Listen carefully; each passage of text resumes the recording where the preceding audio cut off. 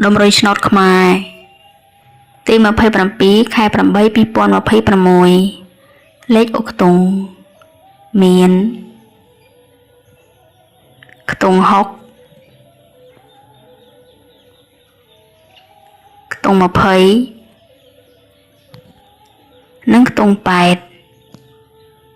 8លេខរង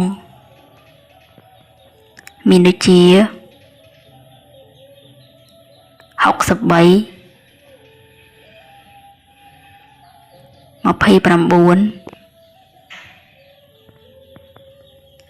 និង85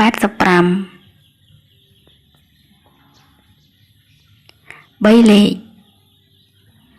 មាន